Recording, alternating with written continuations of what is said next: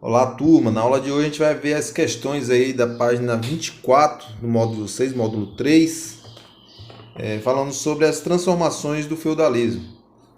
Então eu quero que vocês abram aí na página 24 e acompanhem essas correções. Vamos ver aí a primeira questão. Então nessa primeira questão pergunta o seguinte: qual é a relação existente entre o renascimento urbano e o renascimento comercial? Então veja bem, chegou um determinado momento, né, que os conflitos medievais eles cessaram, né, e a população, com a produção de subsistência, começou a crescer muito. As pessoas começaram a se encontrar em um determinado local, né, que aí vão formar cidades, e lá eles trocavam os produtos, eles passaram a comercializar esses produtos. Mas lembrando, o comércio era dentro do próprio feudo. Algumas pessoas não tinham para onde ir porque os feudos já estavam praticamente lotados e começaram a morar nessas cidades e se utilizando do trabalho artesanal. E como eles necessitavam de sobreviver, eles passaram a trocar esse trabalho artesanal pelos produtos que eram produzidos nas áreas rurais, ou seja, os produtos agrícolas. Então eles precisavam se alimentar, claro. Daí vai renascer as cidades, né, com a população, e consequentemente vai renascer o comércio, ou seja, antes, né, do século X, ali a sociedade estava estagnada e limitada apenas às áreas rurais. A partir do século X começam a se formar essas cidades e começa a renascer tanto as cidades como também o comércio.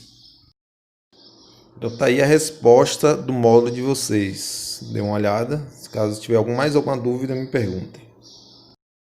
Na questão 2, pergunta o seguinte: identifique as principais transformações técnicas que ocorreram no período da Baixa Idade Média e que permitiram um aumento da produtividade agrícola. Então, para o melhoramento dessa produção, nós vamos observar aí um avanço tecnológico para a época, né? Que é o uso da charrua, né? No qual esse equipamento utilizando a força animal. Isso aí, na atualidade, vai ter uma evolução para o uso, né, daqueles tratores que muita gente conhece como besouro. E também o uso dos moinhos, tanto de água como de vento. E hoje a gente utiliza esse sistema aí muito na produção de energia elétrica, né? Tanto a elétrica hidráulica como a elétrica eólica, né? Então vai ter uma evolução para nós hoje, mas para aquela época foi muito importante para o aumento da produção agrícola principalmente, né?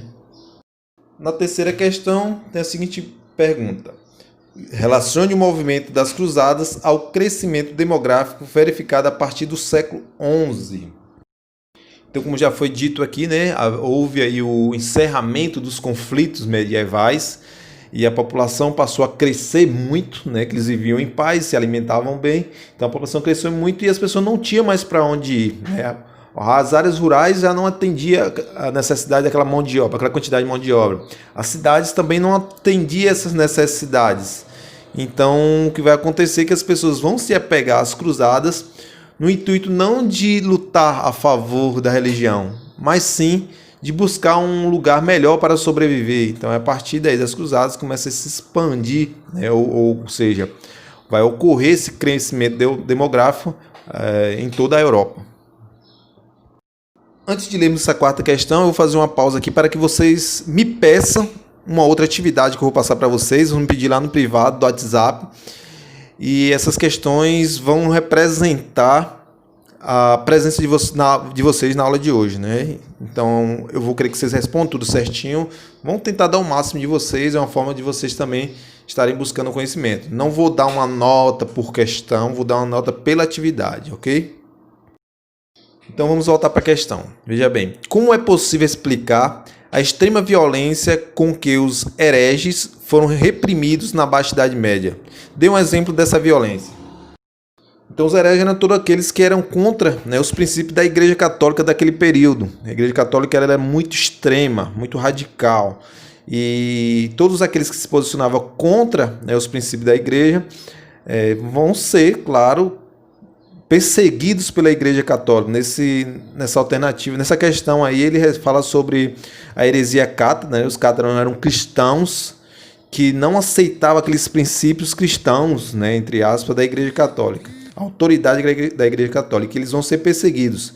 Para combater qualquer pessoa que fosse contra a Igreja Católica, a Igreja Católica vai criar uma instituição que é a Inquisição ou Santa Inquisição, no qual todas as pessoas que eram contra os princípios religiosos, eles eram julgados nessa Santa Inquisição. Então a igreja utilizou desse meio para combater, porque a igreja naquela época ela participava tanto das questões religiosas da população, como também influenciava muito nas questões políticas, né, e no pensamento em geral de toda a sociedade. Então todos estavam proibidos de ser contra a Igreja Católica. Na quinta questão, explique as divergências entre a população das cidades e os senhores feudais da Baixa Idade Média. Isso aí a gente vai refletir um pouco sobre a estrutura da sociedade feudal, né? Existia o clero, a igreja, abaixo do clero os nobres e abaixo dos nobres os servos. Os cidadãos das cidades, né, que vão morar nessa cidade, as cidades se chamam burgos, e aí a sua sociedade se chama burguesia. Então essa burguesia ela é oriunda do terceiro estado, ela é oriunda dos servos. E a função dos servos era produzir e manter a estrutura do feudo. Lembra lá que a gente estudou lá atrás, né? Então, a obrigação dessa burguesia era pagar através do comércio, ou seja, que lucrava do comércio, a estrutura do período feudal. Ele tinha a obrigação de pagar o senhor feudal. Isso vai fazer com que os burgueses, né, ou seja, as pessoas que moravam nas cidades, entrem em conflito com os seus feudais, que eram os donos das terras. E aí vem os movimentos comunais, né, justamente essa disputa por direito de liberdade da classe, da sociedade que moravam nas cidades. Então eles querem mais liberdade, não querem pagar mais essas taxas, né? Então eles querem se desligar, se desvincular das obrigações feudais. Na sexta e última questão, por que a região de Champagne era importante para o comércio? Bom, a região de Champagne é um lugar onde fica muito próximo à cidade de Paris. Paris vai crescer também em decorrência dessa região, porque é uma região onde se cruza várias rotas comerciais e anualmente havia diversos encontros, né, para a realização desses comércios. Então, é um lugar estrategicamente escolhido para o encontro comercial das pessoas, né, dos comerciantes. Isso vai fazer com que ela se torne uma região muito importante para o comércio naquele período, na Idade Média. Bem, pessoal, o assunto de hoje é esse. Vou ficar esperando o contato de vocês e até breve. Um abraço.